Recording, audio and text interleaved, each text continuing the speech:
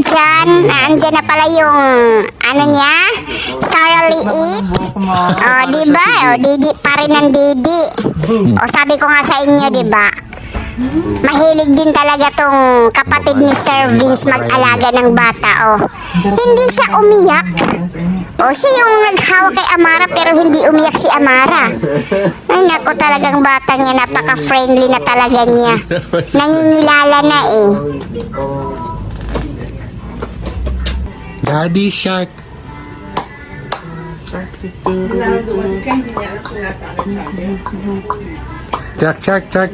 Daddy Shark. Mommy Shark. Pati yung kapatid ni Sir Vince, sumasaya na rin yung ulo. Parang si Vilma Ayun, did you Santos. see a charger somewhere there? Oo. What's that? Si Marina? Si Marina yan? Oh, tulog na tulog after magdidi. Pagod siguro yan sa biyahe, kaya nakatulog. Kung kailan Malayo ba yung bahay sa bahay ni Sir Vince, yung kundo ni Mami Sara? Or malapit lang? ko lang kasi baka magwawag. Tignan mo, kagigising lang, nakatulog agad. Nakatakip pa yung mukha sa lampin niya. May lampin niya. Alin? Nobody knows. Saan kaya pupunta sila, Sir Jan, no? Aalis ata sila. Parang aalis, pupunta yata sila ng doktor. Ayan, gising na po yung ating Bibi Amara. Dito kami sa may tapat ng PGH.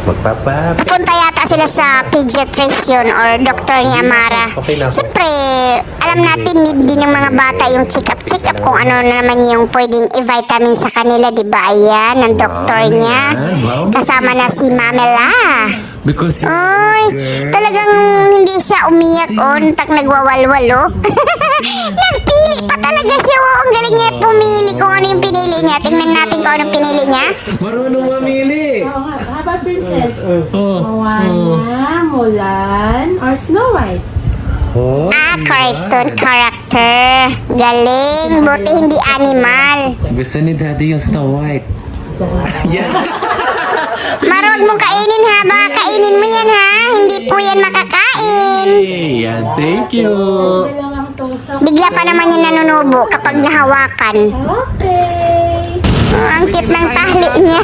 May bangs. Oh. Diba, nag-heart na siya? Patulog na siguro siya dito kaya nag-heart na siya. Good night daw. Nag-close open pa. Oh. Pumapalakpak pa. Good night, Bibi Amara. Clap your hands.